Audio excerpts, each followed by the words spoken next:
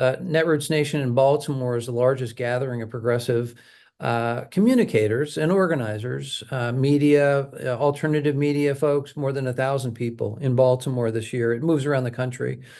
And that was a great chance for us to do some great networking and connect to people. And we were both interviewed by our friend, who's our friend in Texas, Mike Simon, help me. Egberto Willies. Oh, yeah. So in any case, it wasn't a quiz question. I'm just a little short on sleep. I've been traveling a lot. And then the other thing is that Simon and I also gathered together in Chicago. We were there for the Democratic Convention, but even for our purposes, we were there even more importantly for what was called Progressive Central, which was a Saturday, Sunday convention leading up to the 4-day convention, Monday through Thursday, the Democratic Convention. And that, again, was a great opportunity to network. And the most important networking we did was with Pramila Jayapal, as I shared with folks at the top. And just to say and repeat that our strategy that we've been developing at One Pair States is also the strategy that Representative Jayapal has embraced for her work on National Medicare for All. She believes that the pathway to get to National Medicare for All is certainly most likely through a state or national template or model. And so she carried the bill, if you didn't know, previously to Congressman Ro Khanna, and she refers to it as her bill. She's got her heart and soul and intellect that she's poured into it. She's probably the smartest person on Capitol Hill, is Pramila.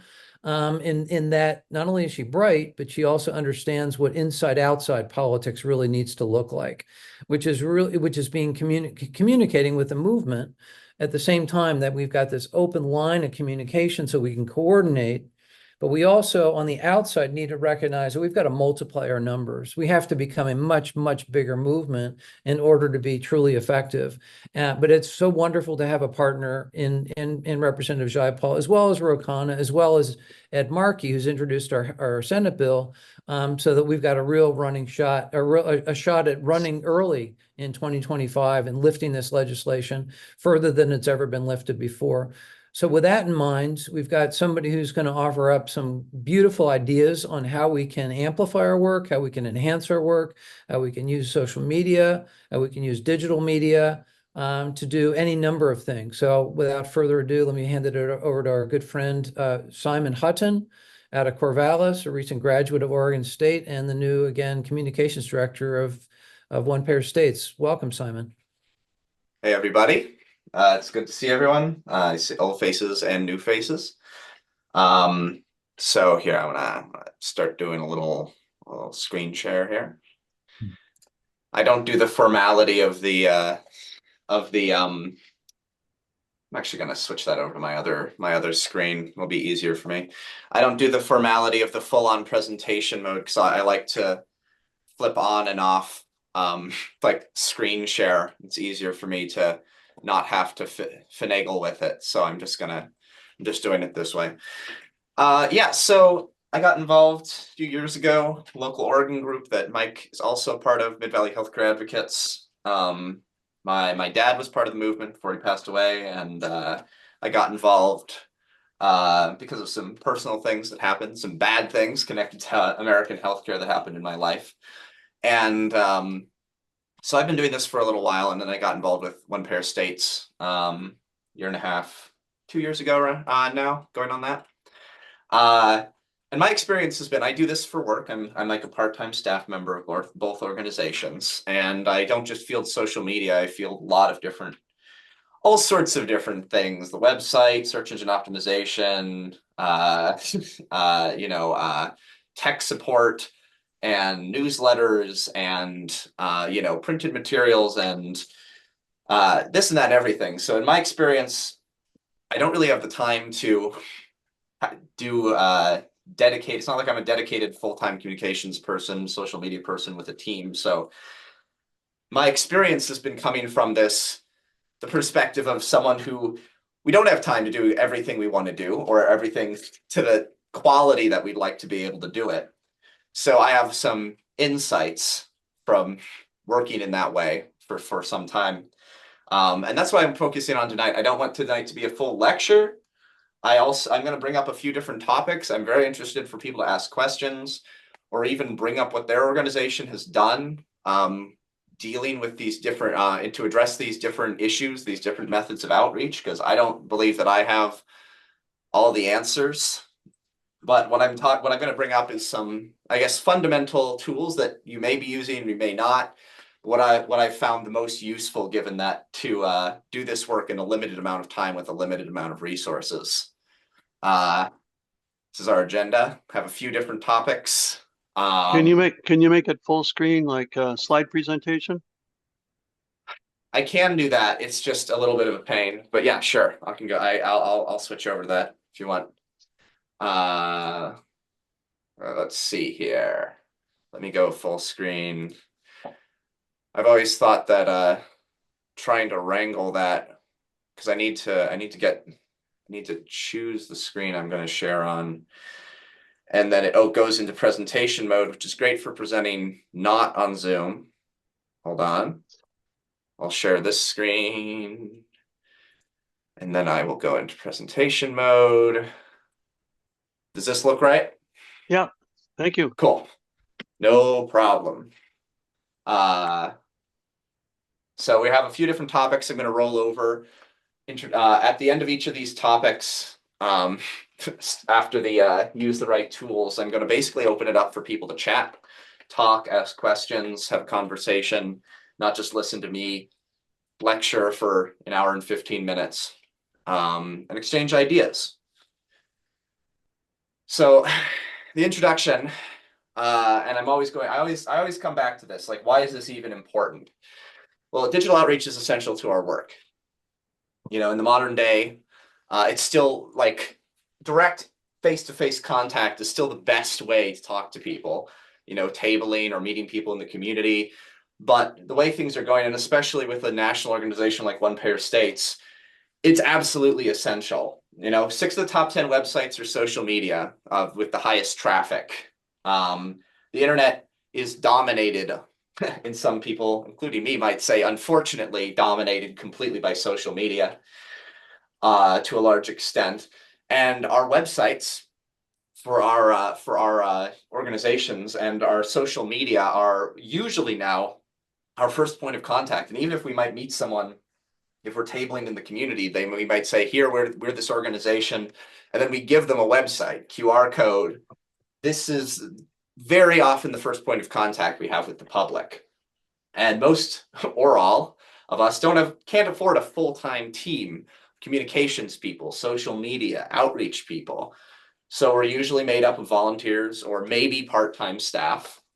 Our digital outreach will not be fully optimal. It can't be, just purely in terms of the time needed to be put in to really dig into the social media, build up all of those connections and pages and post at the volume that we need to. It's just not possible when we're working with volunteers or part-time staff. So we have to use our time and resources we have to maximum effectiveness. And this comes down to a few things. And the first thing I'm going to bring up is the right tools.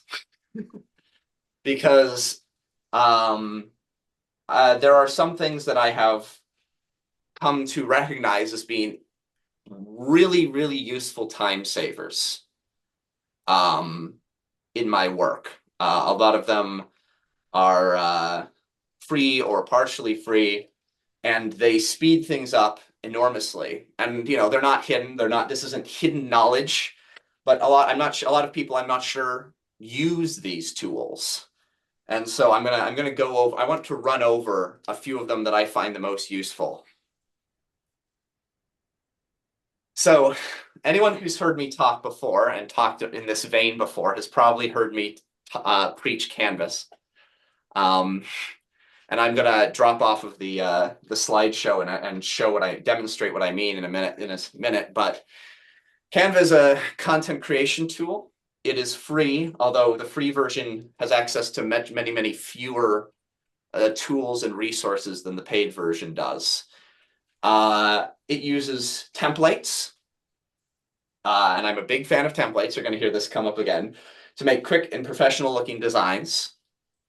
Very importantly, graphics that are created on this platform can be resized and rebuilt to because like every different type of social media, and if people want to put things on their website or on this social media or that social media, they all have different size requirements. This one's square, this one's 1920 by 1080, this one's vertical, and it's just like and you have to remake everything to fit those sizes. Canva makes that easy, and also it has a big library of copyright-free graphics, images, and videos, which is important as well, which I'll come back to later. I'm going to actually real quick show what I mean. I'm going to pop into onto Canva here. So let me pull up Canva, because for some reason I don't have it ready to go immediately. But I'll re-screen share. So this is Canva. This is like the main page. You can see there's some images I've made for this presentation specifically in it. Effectively what it has, and I'm not going to go through a big tutorial, I just want to sort of demonstrate how useful it can be. When you create a design in Canva, you can effectively say, I'm creating this for Facebook or Instagram or my website. You could specify a unique size. I'm just going to use a square Instagram post for an example. And when you end up in this page, what there is, and I'm going to focus in on these elements on the left side here. I might be able to zoom in actually on them. There's like a million different options. It's going to resize the page. But on the left side, there's designs, there's elements, there's text. It's effectively like a simpler, more streamlined Photoshop, but much, much faster to use. And over on the design side, they have a huge selection of templates. So like, let's say if I wanted a meeting template, I put in meeting, and it has just an enormous number of pre-made assets like this that you just drop in. And then every single one of these things, there's a photo that can be changed, the text can be edited, the dates and times. Obviously, you can get very granular with this, but it's possible to just, let's say if I wanted to throw myself in there, you can like throw your own images into there. You can say one pair of states. I'm not going to get too deep, but it essentially lets you quickly make very nice looking designs very quickly. And here's an example of what I made for this meeting on social media. Some of you might have seen it. This is also just straight out of a template. And a critical tool that it lets you use is a resize feature. So let's say I wanted to make this into a Facebook event image. You can go up to the top, click resize, type in Facebook event cover, and it can be copied and resized into, instead of it having to like take all the elements and put it into a new file and remake it from scratch, it can effectively just be tossed in here. Now, obviously, you have to move stuff around again, but it immediately puts it on a new canvas that can be quickly edited. So it has this. It has AI tools if people like that. It has background image removal, as you can see me here. I used to have a background and just automatically removed it. It's very, very, very useful. I can't endorse this enough for streamlining and speeding up the social media, creating social media posts. There's a lot to explore, and if people are interested, I'm happy to talk with them in a little more detail about how exactly this works, how to use it. But I really always feel the need to bring this up when talking about sort of helping people out with social media if they're not already using this tool. I'm happy to, if there's any immediate, not intensely technical questions about Canva, I'm happy to field them if anyone has any of them for a minute or two. Yeah, I have a question. Good presentation, Simon. Is this version that you're showing the free version or is this the paid version? Sure, I can actually illustrate that difference. So essentially the features that the templates that I have shown, they'll be marked as, so I don't know, it's a small icon, but they are free templates. A lot of them will be marked Pro on the bottom right, which is only included in the Canva Teams plan, which is the paid version. But there are free templates. They have their asset libraries. There are also free photos. Like if you search dog, I don't know. There'll be like graphics on this left side and photos on this left side. Many of those are and those are split between paid and free, but the access to the library is there is some access to the library for free and templates for free. It's still really useful. A lot of the features like the background remover and other features, other more advanced features are locked behind the paid subscription.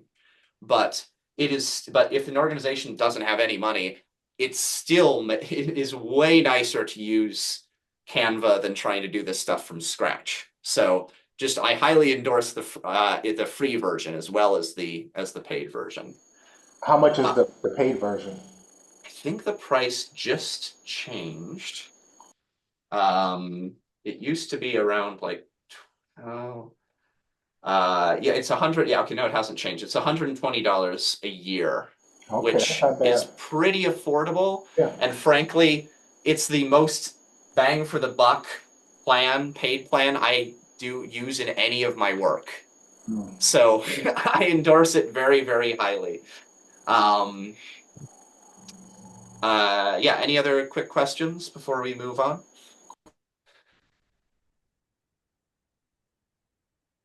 All right, I'm going to jump back in. I'm not going to go full size with this immediately, Mike, because I'm going to just run through some points and then pop back out of screen share. The next tool I want to talk about is Meta Business Suite or other content organizers.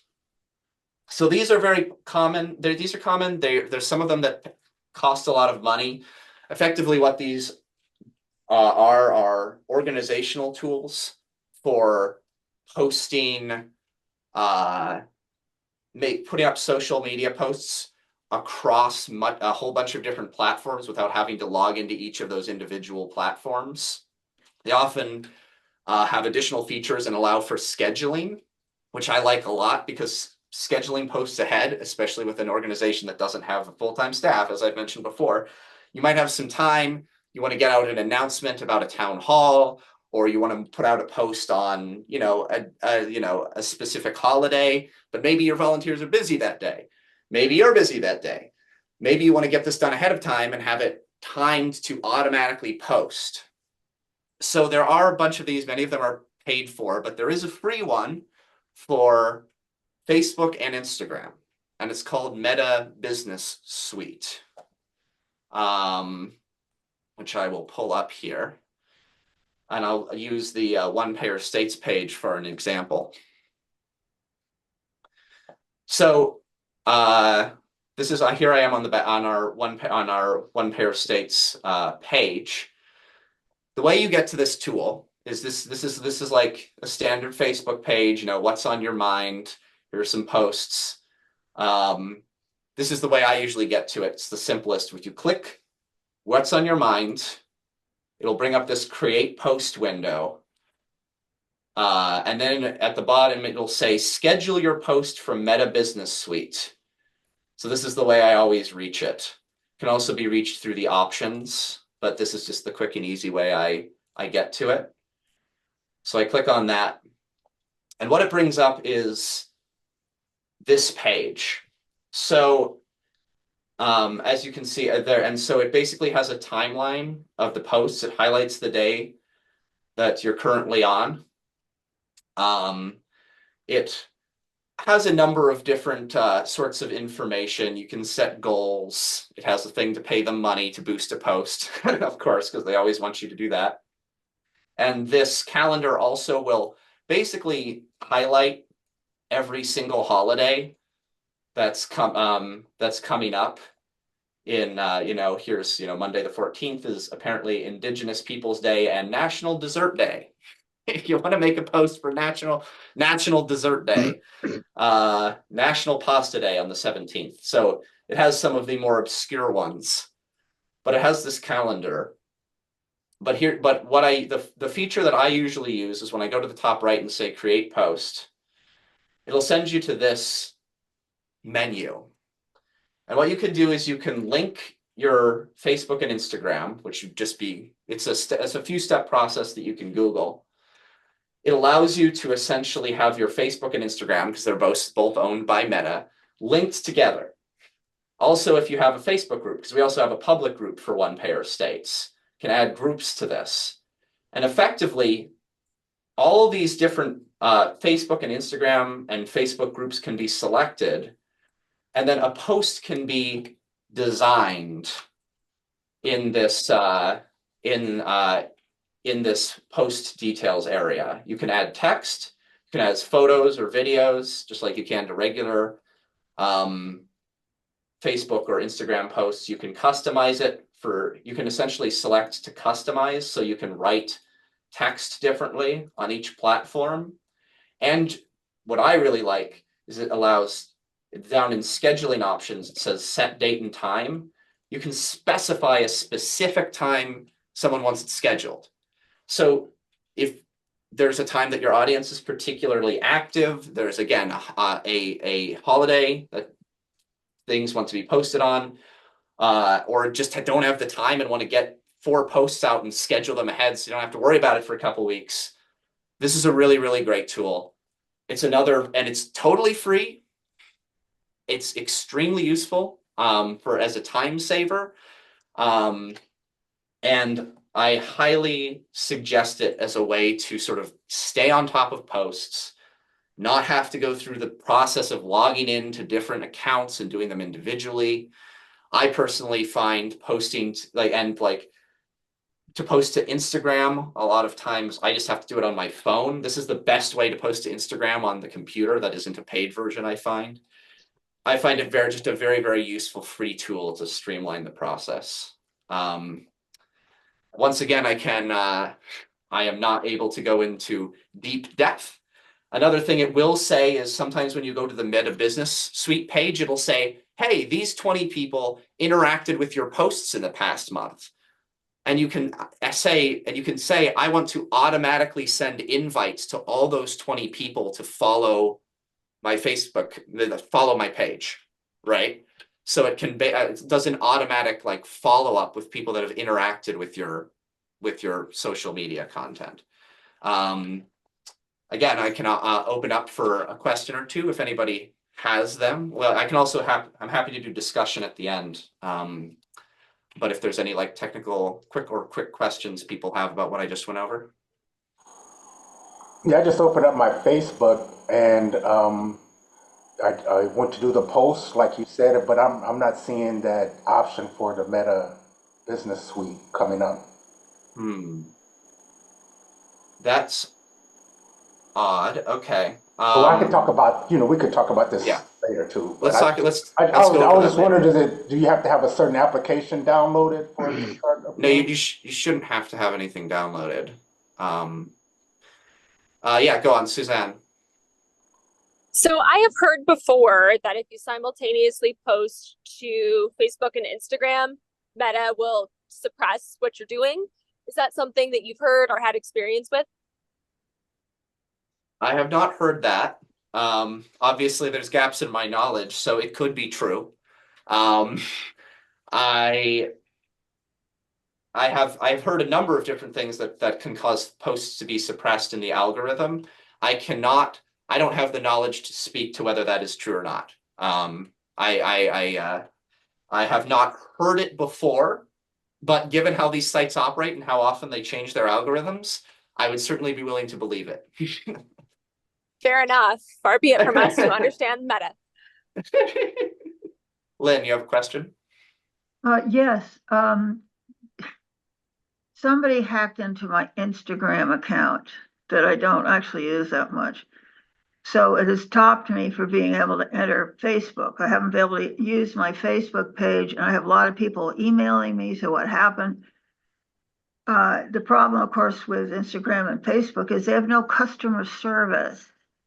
So I posted twice on Instagram my situation, and they listed the moniker of the person who hacked my account, and I said that's not me. I was going to watch some YouTube videos. Do you know by hand how I can go back to being able to use my Facebook account? Yeah, that's a that's a big question. And I'd be happy to meet with you one-on-one to sort of talk about that. It's definitely one of those things that could take up the trying to struggle with figuring that stuff out with Meta is can be quite the time sink. So I will say I'm happy to talk with you and try to figure it out going forward.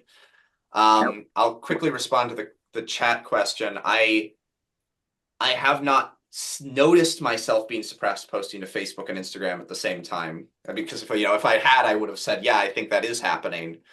So I haven't had that experience. Again, it can be very hard to tell sometimes as well.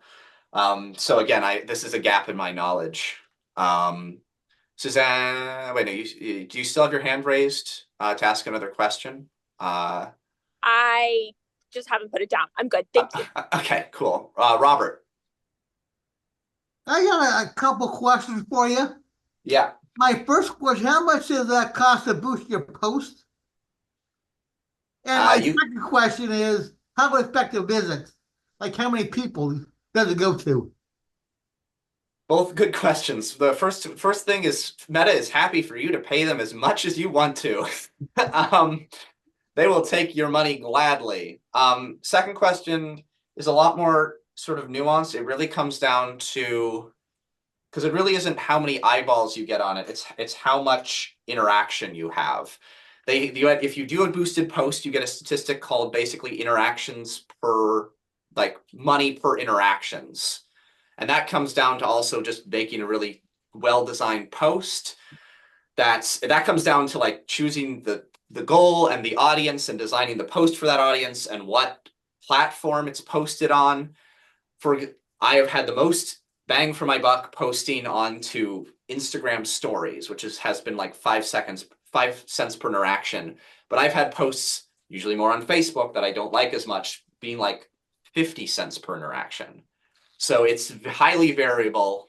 But they will take as much money as they want, and then it comes down to sort of like the art of trying to target and design the paid outreach specifically to the audience that's trying to be reached.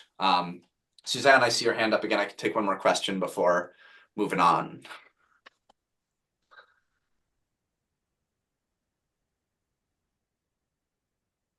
I don't know if Suzanne is there, so I'm gonna keep chugging forward. Oh wait, Suzanne, you there? Yeah, I apologize. I'm driving and wasn't able to lower my hand. Like, I'm not in a place where I can like successfully mess with it. So ignore me. Sorry, guys. All right. Yeah. Gotcha. No problem. No problem at all. The last two I'm going to highlight here before moving on, and I'm going to do a regular share, not the fancy share, is Squarespace. Now, a lot of people might already know about about these web designers, because I say Squarespace or other website designers. And I bang this drum a lot because I've known a couple organizations in the past that either that used like WordPress, like the WordPress as a platform, which is like really, really great if you have a web designer that knows how to do WordPress and can keep up with it. But there's things like WordPress and certain other like really more like hands-on, like managed platforms. They have the problem where security updates have to be manually updated. Backend updates have to be manually updated.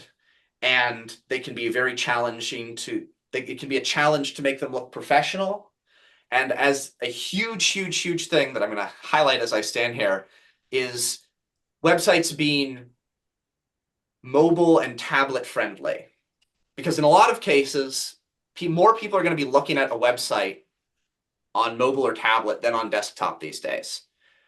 So it's really, really important to have a website that looks good on those platforms, on mobile and tablet. And things like Squarespace, there are lots of other options. I like Squarespace the best. Have pre-existing templates that are designed to resize to desktop and tablet and mobile. And I'm not going to spend a long time on this because websites are obviously a huge topic. But I just want to sort of draw people's attention to this. I'm sure many organizations are already using things like Squarespace, but if they aren't, I'm just going to illustrate what this sort of looks like. I'm on the Squarespace page right now where they provide templates. I'm looking at an example template in the center of the screen right now. It's sort of a picture-in-picture. But essentially, they create pre-designed websites with templates that can be switched between like mobile view, what it's going to look like on mobile, and what it's going to look like on desktop. This is what we use for One Pair Estates. Like here's our website, the back end of our website. This is all a Squarespace template. This is not me being genius web designer or like graphic designer or anything. I basically took Squarespace templates and put our own photos, put our own information into them. And then as you can see, this is like simulating what it's like to scroll down it on a phone, because it can be very difficult and challenging to basically design websites from scratch. First of all, it's hard in general, and then also designing them so that they correctly resize for mobile and for tablet and for desktop is very difficult. And as I mentioned, websites are our primary first contact with the public. And I think it's less common these days for there to be websites that, are made from scratch or, don't resize well to mobile, because a lot of people are using these services. But I always like to just say it, that these exist. Squarespace has to be paid for. There are free services like Wix, which I don't like as much, but it is possible to find free web designers as well. And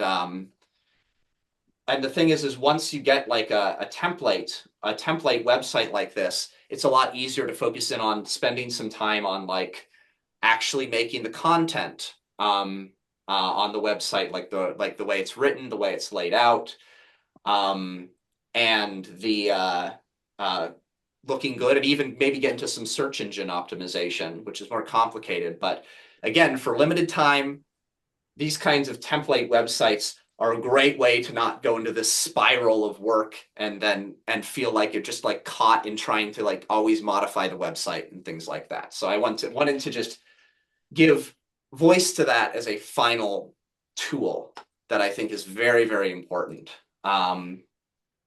That's the end of that section, and I'm happy to take any questions for a minute or two. Thank you for the opening there, Simon. Really excellent and concise, precise responses. Seemingly easily navigatable tools. So Ed, do folks have any other questions about the opening statements for Simon? Navigatable, right? One of those words, right? Because I'm gonna shift gears a little bit off of like looking at individual tools and stuff, and more about principles here in a minute. So, and if these people are happy, if they think of questions from this first section at the end, I'm happy to answer questions. Yeah, just let it breathe for a few seconds, just so that folks have a chance to kind of process anything that might need teasing out or explanation or elucidation or expansion. Yeah, and I see Lydia has raised. Lydia's, we didn't welcome Lydia in tonight. Lydia, just tell us who you are real quick, and then go with your question.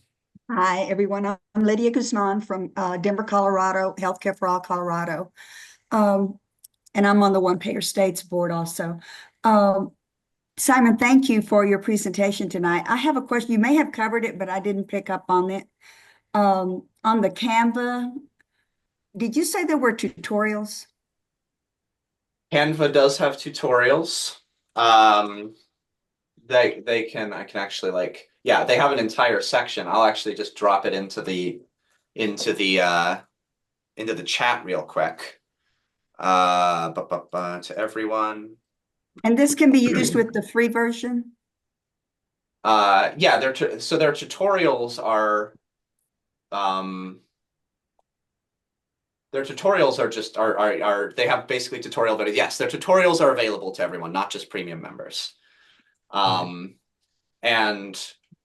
they have a whole bunch of different sections to actually a pretty developed part of their website. Here's a section on getting started with Canva. If you go to the tutorials section, this is what I just dropped into the chat. It'll show getting started, features. It'll have like a bunch of different sections like creating websites and Canva docs. They have a section on what Canva Pro can provide if people upgrade to Canva Pro, creating videos, because they have a big video library as well of like copyright free videos. So they have a quite extensive tutorial section. Mike. Right. Thank you. Mike, I see you have your hand raised. Yeah, I just put a link to Perplexity AI in the chat, and this AI exceeds Google's and anyone else that I've heard of. It saved me hours in the last 2 months. And if you want to get more information about Meta, business, or whatever, just go to Perplexity AI and you'll get a nice summary. And one of the best things about Perplexity is it'll give you its analysis, but at the bottom, you click on 3 dots and it'll give you all the sources. So you can then quote the sources, not Perplexity. Quoting Perplexity would be like quoting Wikipedia or Reader's Digest, but they do give you the sources. And I will concur with that. Perplexity is, in my opinion, the best option of those AI generative programs. Obviously, the fact that it provides sources is very, very nice. Obviously, if someone it can be used as like a tool to gain information or start something that wants to be written, but it's always very, very, of course, important to go over anything just like every other AI. It's very important to go over what's generated and read through it and check it, you know, to make, and not just, and even though it does provide the sources, it can still do the same thing as like a ChatGPT, where it like mixes stuff up, you know, and like the logic behind it is like a black box. So it's very important to like double check anything it generates, but it is definitely the best option of those AI generators and can save time. Okay. Other questions? And for folks who don't or are not accustomed to using the chat, see if you can get into the chat. If you want that tutorial, just click on the hyperlink and that'll bring it up to the top of your screen, and then you can go from there. Any other questions for Simon at this point? Okay. Simon, you want to pivot to round 2? Yeah, I'm switching back to presenter mode. Hold on a second. I need to screen share the screen first. Share and present. Oh, and it started me back at the beginning again. That's tools. All right. So reuse everything. This is I'm going to speak a little bit about this. So and I'm going to jump to the next. Mike, you're starring in this slide.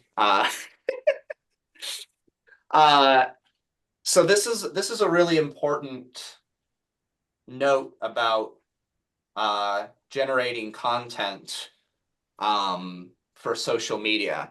Anything that's generated can be used and reused again and reused again and reused again in many, many different ways. I kind of created this collage, if you will, to illustrate that. So what this image of Mike is from originally is in Oregon. At the bottom of this collage, you can see Mike standing in front of like healthcare efficient and fair. Mike was interviewed for a short documentary we made called Now is the Time a few years ago now, where essentially there was a really high quality survey done in Oregon about people's opinions on universal health care and how a lot of people want it. And then even like a lot of sort of conservative leaning people are favorable towards it. So Mike was one of the interview subjects in that documentary. But the thing is once an interview, for example, to use this to illustrate this, has been done, an interview can be used and reused again and again. So first of all, there's the documentary itself, but typically like the documentary is going to be edited down to not include the full interview with someone, which means there's additional content that wasn't in the documentary. You can take the sort of uncropped like sections of that interview and upload them to TikTok. Why not? Here on the left, the harm to patients and doctors caused by private health insurance in America. This is a screen grab of a TikTok I uploaded of a section of the interview with Mike. There's several sections that can be isolated and pulled out and then posted to TikTok. But of course, the thing about TikTok is that our TikTok's very successful, so everyone wants to replicate it. So you can take that vertical video and it can be posted on Instagram Reels. It can be posted on YouTube Shorts. It can be posted on the Facebook page. It can, so, you know, that, let's say you could get 3 segments from the interview that was done with Mike for this documentary. There's 3 segments that can be isolated. Each one of those can be posted to 4 different places. So 3 times 4, you have 12 different, 3 different videos posted on 4 different platforms. And then the documentary can, of course, be posted. The full documentary can be posted on Facebook and YouTube as well. But let's say for some reason I want to promote a new podcast that I'm making with Mike, and I just don't have a photo of him. Can always go into the documentary and, maybe it's not the perfect photo, but I could take a screenshot and extract it and put it into, this is a Canva template to wrap it back to Canva, drop a screen grab of that into the Canva template.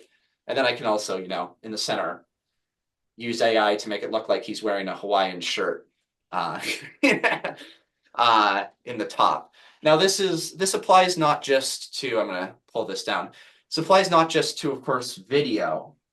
This applies to, I remember when I was in school and we're talking sort of about this kind of topic, and this isn't an original point, but basically one of the professors was like, if you haven't taken if there's an event and you haven't taken photos of it or video of it, it didn't happen.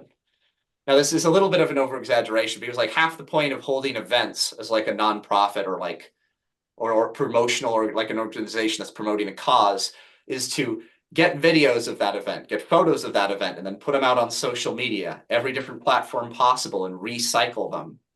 And of course, videos or stuff like this, they can even be like reposted later. Like two years ago, no one's going to remember of a video posted to Facebook necessarily, so it could be reposted, or you could repost photos of an event saying, wow, what a great 1-year anniversary of this thing that happened. Here's all the photos of us doing stuff again.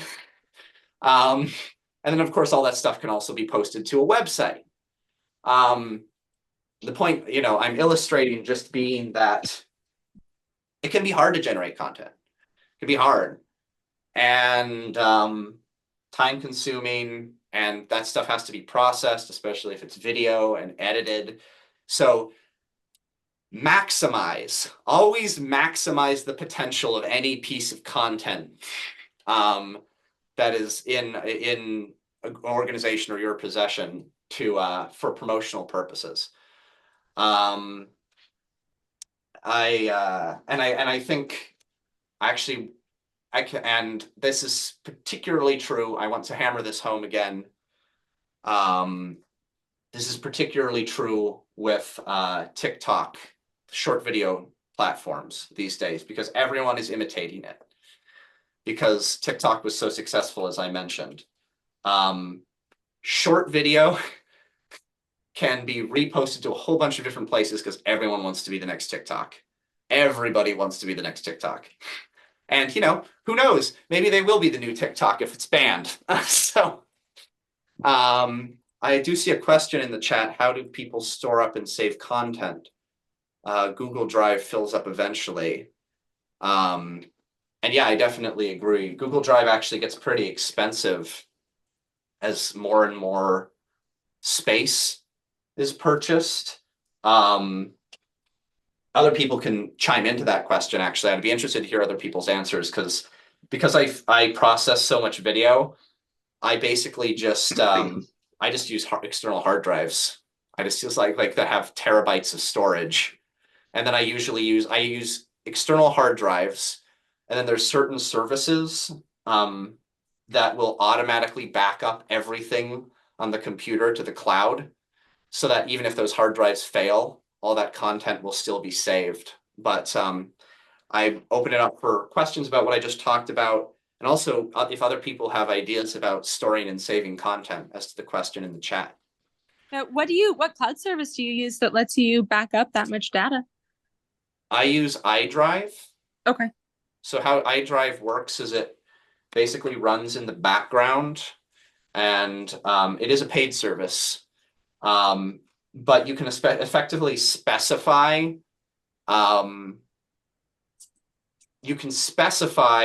which drives want, or even like individual folders within drives want to be backed up. So you don't have to necessarily back up the entire computer. Okay. I just do because I, you know, I don't want to bother with it. But then what it is you can log into iDrive. Let's say your entire computer is destroyed. You can log into iDrive on a separate device. And through the application, you can access all those files and download them to the new device. And that's honestly the most efficient in terms of price, just for the volume. And keep in mind, I have 10 terabytes on iDrive. Right. So I'm like a whale as far as storage is concerned. But like when it gets big, right, having like external hard drives that are backed up on an auto service like that is like the cheapest solution that I have found. Yeah, fair enough. Thank you. No problem. I'm gonna let things, as Chuck says, marinate for a few more seconds if anyone has any other thoughts or anything before moving on.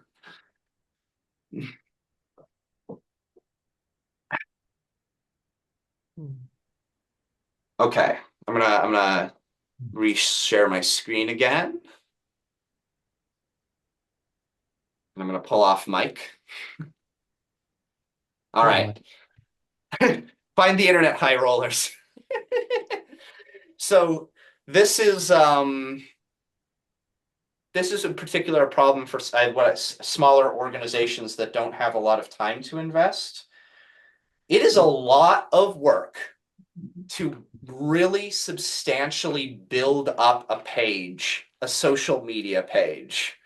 It is like, there are things that can be done, but what it involves is like going through, finding a whole bunch of groups, finding groups content can be shared to, building relationships with those groups, often by like being diligent about sharing other people's stuff, so they'll reciprocally share your stuff. And then whenever something is posted, posting it to all those different groups. And like it's kind of a grind. It's a grind. I mean, there is a steps that can be taken to like systematically try to do everything possible to build up a social media page. And I know the theory of what I need to do, but again, I'm doing so many different things when I'm working for One Pair Estates and Mid-Valley. I just don't have the time to systematically try to build up a Facebook page or an Instagram page. I mean, I do my best, but it's, you know, there's a lot more I could be doing. So what I do, and what's often a good idea, is try to find like ideologically aligned groups or pages that already exist, that already have people that a major part of their lives, and there's always groups like this, is posting and reposting and resharing content, and basically figure out what kind of content they like to share, and then effectively like design your posts to be shared by them. You know, we don't have to find the views alone.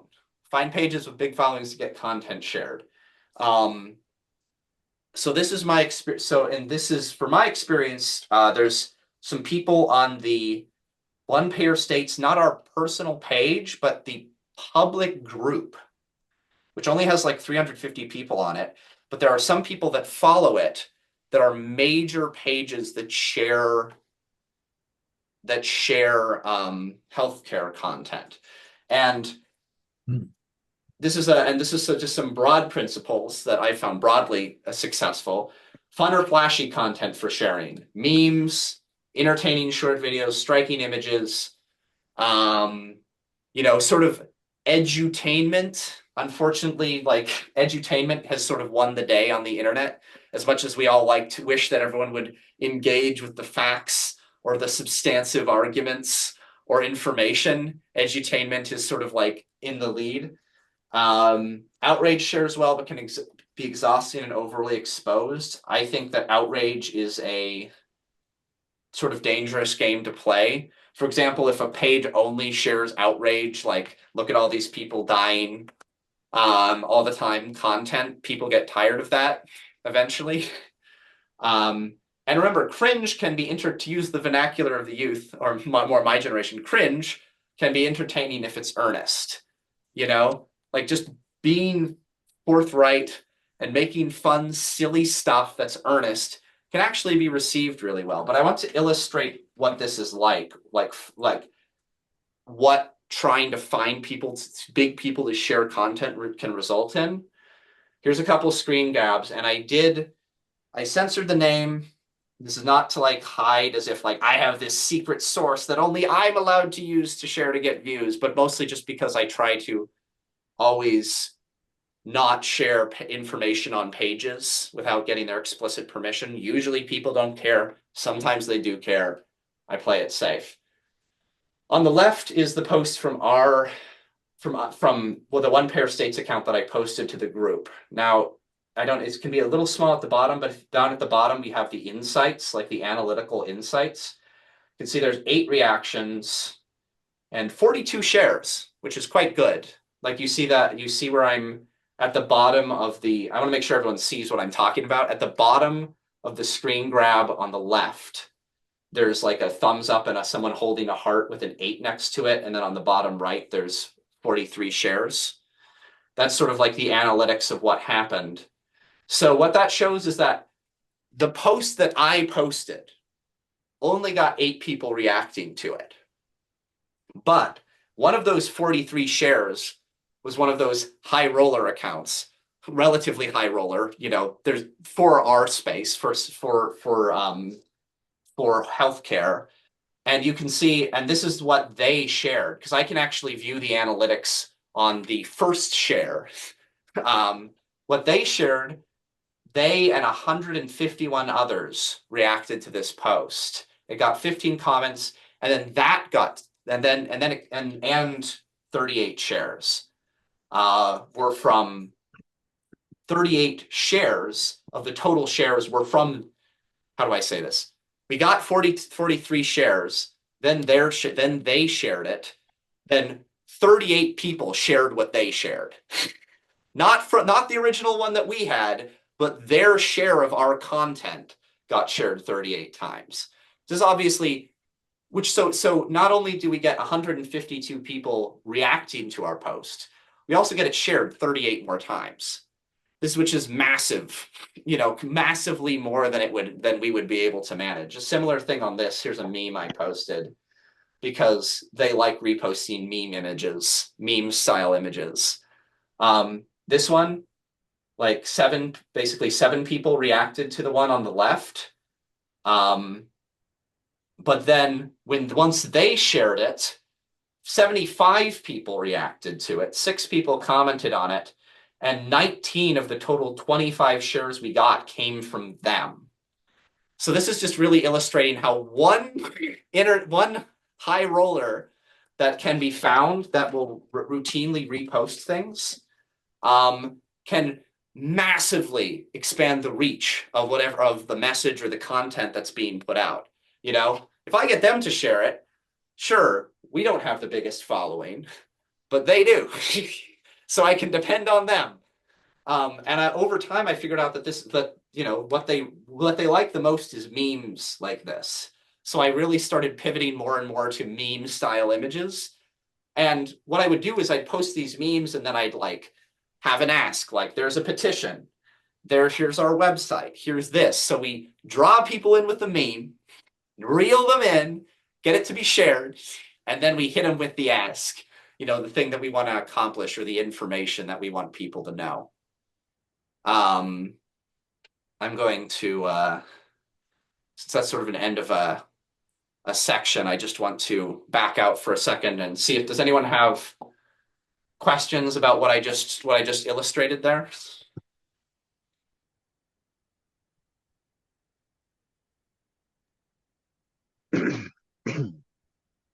Looks like Robert, your hand is up. Hey, Robert. Does this also work on X, which used to be Twitter? Yes, X. Yes. So X is a even before it became X, I wasn't that big of a fan of it. X requires a lot of maintenance. Like people, like a lot of the accounts that grow on X are like posting all the time. And it's also very immediate.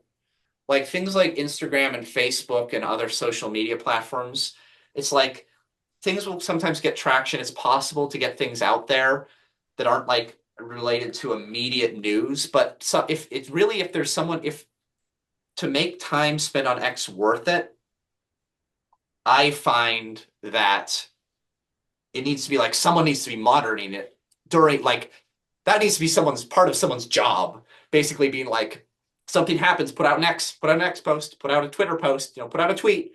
And it can happen. Unfortunately, X is kind of a hellscape now.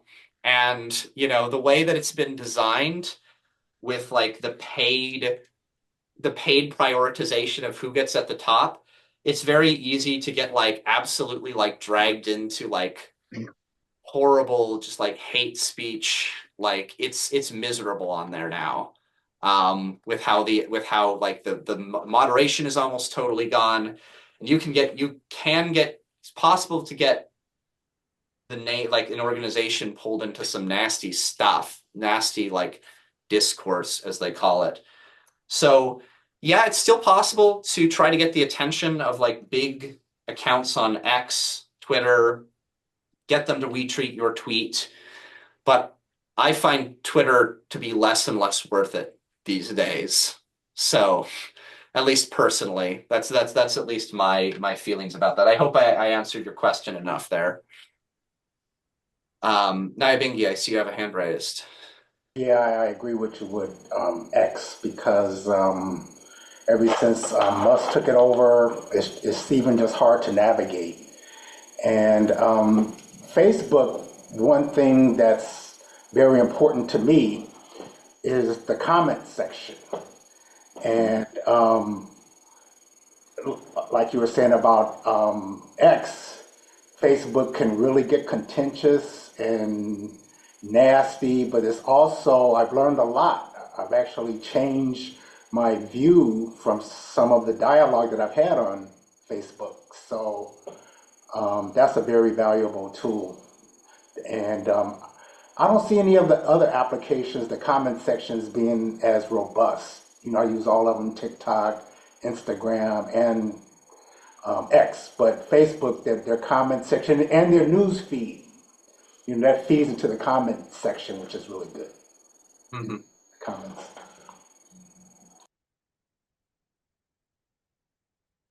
Okay. I'm going to pull this back up. Hold on. Where are we at? Where are we at? Present. And of course, it resets back to the beginning if I do that, but that's okay. I'll reshare. screen. Here we go, screen 1, and then present. Oh, actually, there's something I want to do when I share here. I will.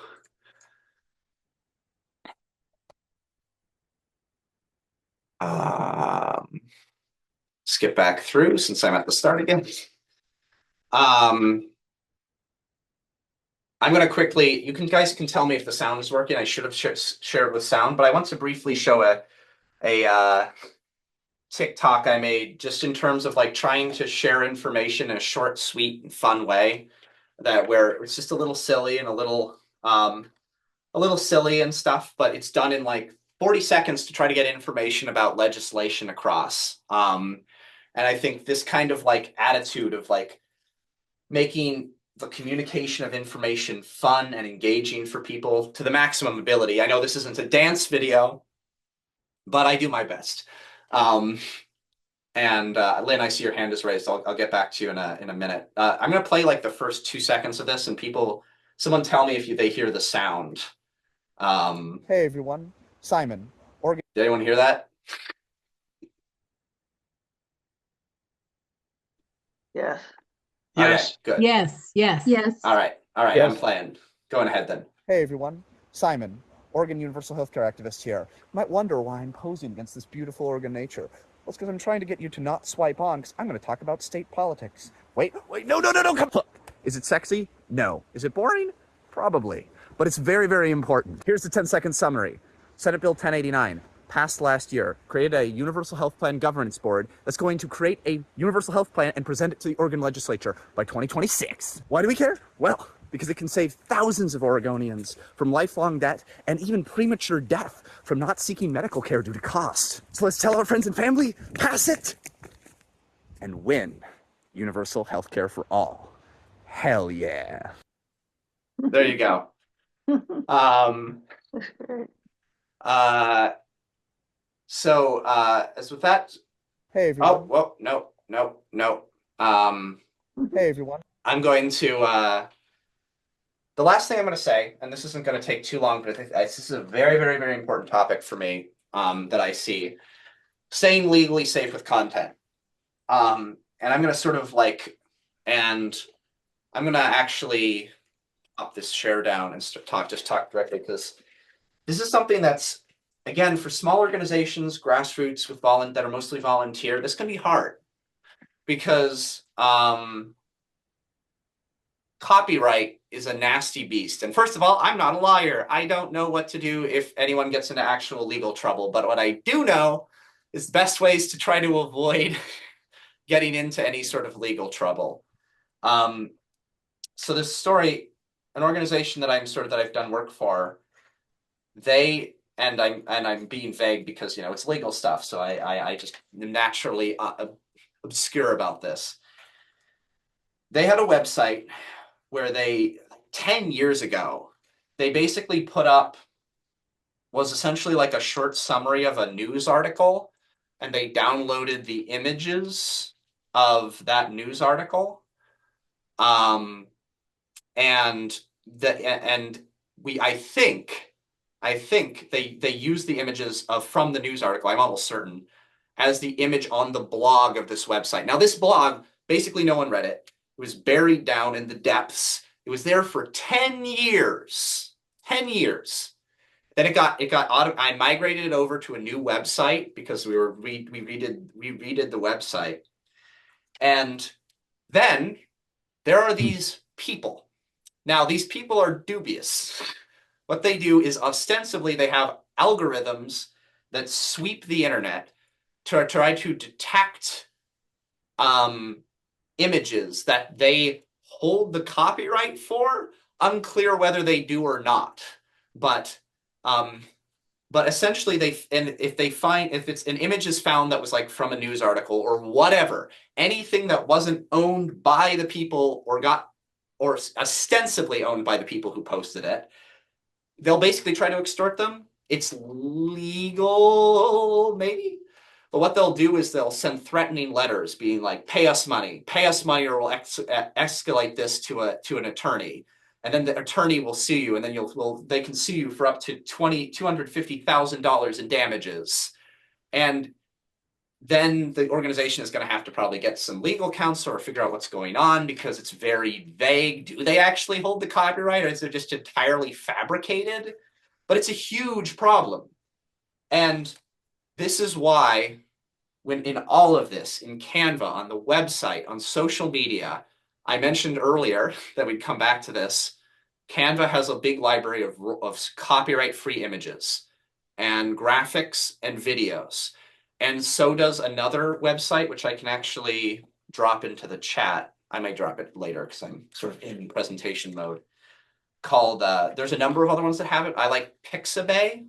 It's called Pixabay. Pixabay has copyright-free images and videos. And again, crucially, without attribution. This is the same for Canva and Pixabay. They have copyright-free videos and images that can be used without attribution. And what that means is there is copyright-free or royalty-free content, which has specific rules, like the person has to be credited. And obviously you can still credit them if you want to, but just because it says copyright-free, or even search that in Google, it may be copyright-free or royalty-free with asterisks, you know?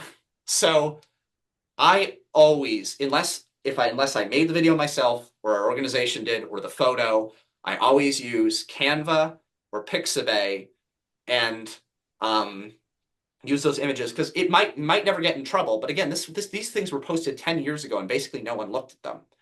And then at some point someone found them, and whether it was legitimate or not, they cause a whole bunch of trouble. And from the research I've done on them, they often intentionally target small organizations without much money because they know that they can scare them more. Because they're like, we don't have very much money to deal with this. They can intimidate them more. So whenever I talk about this, using content, making content, recycling and resharing content, very, very important to just, it is possible that like certain things can go out of copyright or not be protected by copyright anymore. That can be really granular and detailed, and you have to spend a lot of time looking into it. So my philosophy is almost always, when in doubt, don't, just to avoid any problems. So I really, really want to emphasize that's another big value of using Canva, because Canva combines the free images and videos of like Pixabay with a really nice graphical creation software, right? So it's possible to like make nice things and also be sure that you're not going to get in trouble for copyright. So I just wanted to speak to that. I think that's very important. I'll drop the Pixabay link in the chat in a moment. But that is, I think, just about the end. Yeah, discussion time. Thank you for being here for this presentation. And I'm happy we have 8 minutes left. I'm happy to field questions. I'll drop Pixabay into the chat. Was the original source credited on the website? Suzanne, can you illustrate? I'll go to you, Lynn, next. Can you say what you mean by that question in the chat? Oh yeah, sure. Like, was it like they took the images from the news article and posted it as though it was their own, or did they say, the U.S. News and World Report says XYZ, and this is the picture they used in the article? Does that make sense?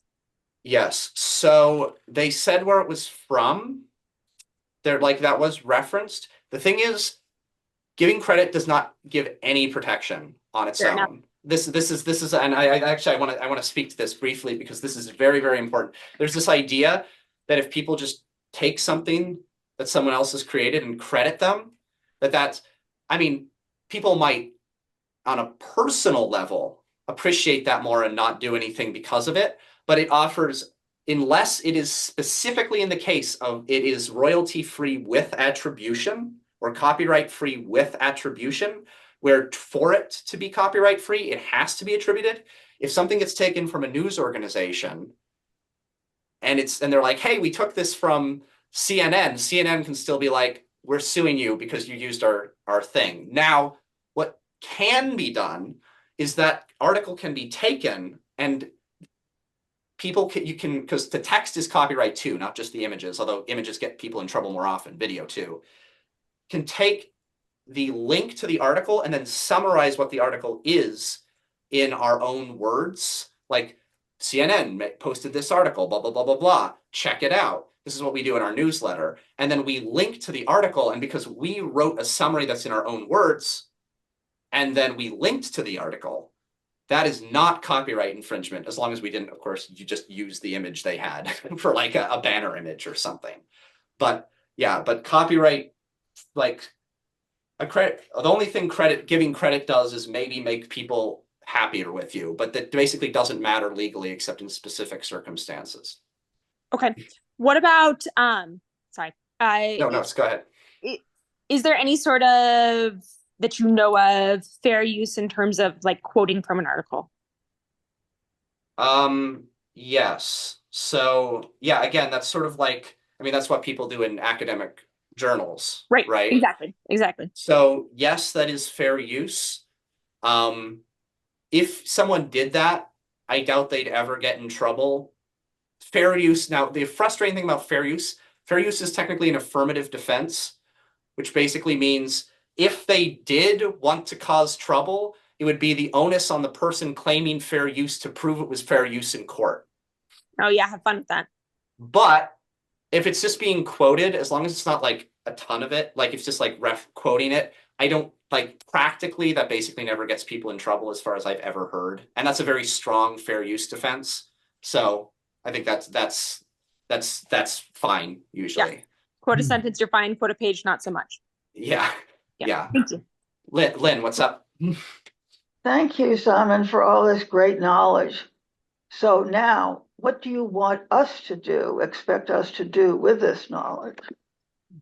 An excellent question. So what I'm gonna do speak to this in my final summary. I encourage everyone to, well, first of all, there's two things I'm doing. If you want to post your social media in the chat, I am certainly going to, I'll go and follow everyone's social media, and I'll also, in a follow-up email, take that information and send it out to everyone who attended so that we can all follow each other. And another thing I'm doing, which people can put their emails in the chat if they're interested, I have over time, I've collected sources from people. And this is, I think, really important for collaboration. Not reinventing the wheel. So I know some people that I have access to content that they are creating, and I'm going to go around. I haven't asked all of them yet, but my goal is to create a document where when people find articles or they find content to share on social media, they find sources, they find videos, there is no reason that all of us should be going out into the wilderness and trying to find all this ourselves, reinventing the wheel. What I want to do is I have a goal to create a shared document with resources, like all of these different resources I talked about, tools and other tools, Perplexity, say like, these are good resources for doing digital outreach. We have a section, like it'll be like a Google Sheets where we can put up articles that are just third-party articles that anyone can use to share to their own social media, interesting videos that were found, and really just provide a place for organizations to be able to collaborate on collecting content together. I really believe in that power of collaboration. And I am happy to basically add people's email, like add access to that doc, which I'm currently in the process of creating, to try to build this collaboration, make things easier on all of us. So aside from the things that I talked about that we can do individually, I think following each other, sharing each other's content, and helping build a shared sort of source that we can all mutually support each other and help each other like get content put out there could be really powerful. I am happy to, I will share the chat with everyone's information. I am happy to be reached out to. I'll drop my contact information back in a second. I can offer information. I can answer questions, follow-up information. This is also my job. For like big projects, I can be hired on by people to do work, communications, strategy, everything I talked about, social media. But short of that, I'm happy if it's just short questions or assistance that I can provide, I'm happy to just talk to people. Yes, I see here organization, shared doc. I will share all of this message history. Lydia, I see you have your hand raised. Hey, Simon. You didn't mention anything about us using like music and when we're creating things. Do you have any, is there any music that's copyright free? Yes. There's not enough time to go into it now. We could talk about that one-on-one. There are databases that exist. More commonly, it's pretty uncommon to find music that is like copyright free, no attribution. There is one. There is one with attribution. I'm actually going to drop this in the chat right now. It's called Incompetech. So what this is someone makes it is music that can be used. I'm going to switch this to everyone in meeting. What that link is, Incompetech, it is a site that with attribution, what they do is when you download the music, they will give you exactly what you have to copy paste into the description to make it like in copyright free. But that's a big library of music that can be used in that way. I'm also going to drop in Pixabay. And I'm going to put all of these resources in the shared doc that I'm in the process of creating. So like, use this source for copyright free images, use this source for copyright free with attribution music. That's part of what I want to create in this document. So it isn't just me talking in these meetings and providing this information, Naya Bingi, you have your hand raised? Yes. One thing you might want to consider, I was looking at the Facebook page and the posts are restricted. And other organizations that I'm in, they either have open posts where they're moderated or posts that are just totally open, no moderation. And we do some very good organizing through having that option of posting on our organization's page. Is that our page or our public group? Because there's two different groups. One is a public group where different people can post, and one is just where only we can post. Okay, I only know. Let me see. If you search One Pair States, they should both come up, I think. Yeah, I see. I'm on the one that you can't post, so I'm looking for the other one that you can. I'll look for it. But you said that there is one that you can post, huh? Yeah, there is, and that's the one where I usually get some big shares and stuff like that. So yeah, posting isn't restricted. It is moderated on the public group because we keep getting people advertising like weird like clickbait, like foot massage stuff on it, and then I have to keep deleting. Right. But yeah, that is more open for other people to join and post. So why do you feel like you need two? Because that's confusing, two Facebook pages. Yeah, that's you share that opinion with some. I think you share that opinion with Lynn. There's reasons for it. We can get more into it later as it's sort of more in-depth discussion. But I think you might maybe we could open up posting on our main page too. Suzanne, I see you have your hand raised. If there is further discussion on the music question, would love to be part of that. I have wondered, something like TikTok, we know that if you use trending music, you're going to be boosted higher in the algorithm, right?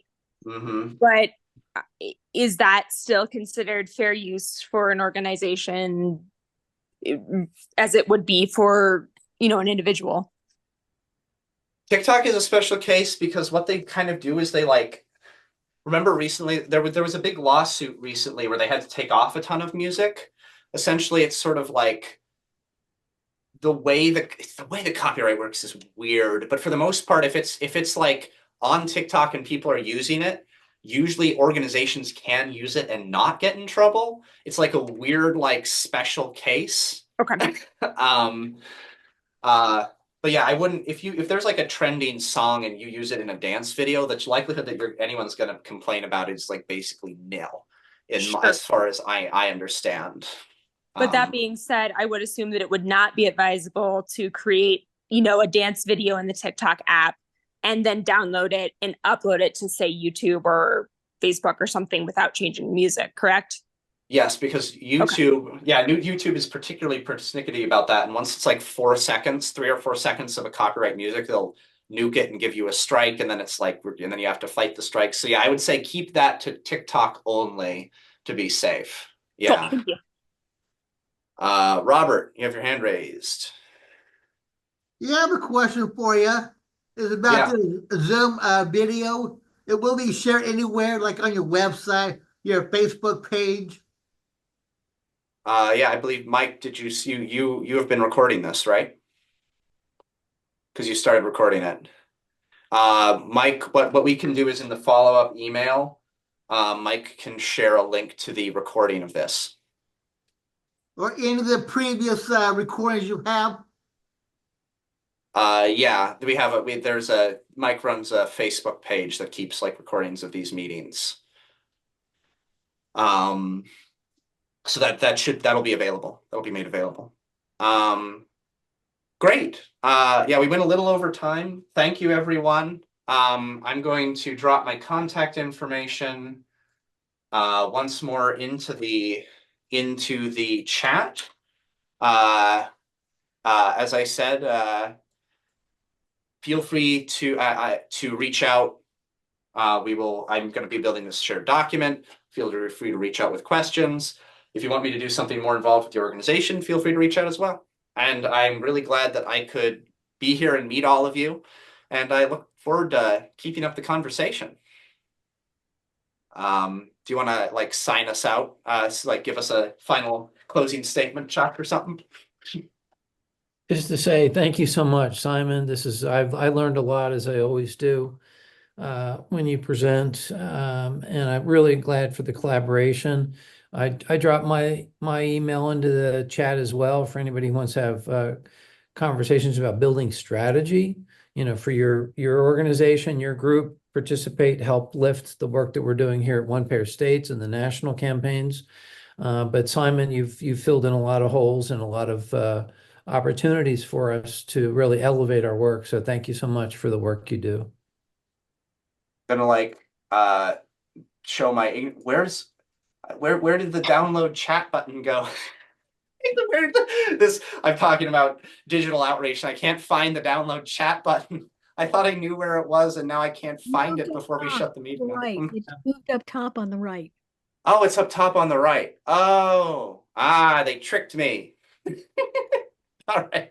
Thank you. There was a news item this afternoon worth mentioning so it doesn't slip past people, but as I understand it, Presidential candidate Harris has announced that she wants to expand Medicare funding for home long-term care, which is really, really an important step. So I think we need to celebrate even these small statements, victories, if you will, because we're in the battle for our lives, obviously. You folks are doing amazing work. I feel like we're in a really pivotal position. And so keep chins up, keep fighting. This is a big election, obviously, coming up. I was walking doors last weekend in Bucks County, Pennsylvania, which is the swingiest congressional district in the swingiest state. But, exhausting as it was, actually, it's not easy to get up there. It's about 6 hours from DC once you do all the buses and trains. It's really worth it. It's really important. And I saw a whole bunch of New Yorkers coming into Bucks County. So, we can do this. We're going to do this. Absolutely. We're going to win, and just stay positive, spread the good word. And, we're really pushing for this Justice for All agenda. So thank you, everybody, for doing the work that you're doing. Dick, thank you for joining us, and everybody for being part of this, this conversation, important as it is. And then Michael share around the recording and then share it with others. And yeah, just to say that our next monthly meeting, Mike, is November 12th. And we're going to have, so the second Tuesday and Monday, or the 12th of November, we're going to have somebody, a SNAP representative, a young medical student, talking about mental health issues, right? Yeah. Right. And then and on the 20th, and the PNHP conference is in Chicago on the 15th and 16th. And then we'll be doing, once again, as I mentioned at the top, the Intergenerational Justice Summit, especially when younger people, diverse populations, to be leading in that conversation about where we are, where we're going forward after this upcoming election. So thank you everybody for being with us and for continuing the fight for healthcare justice and health justice.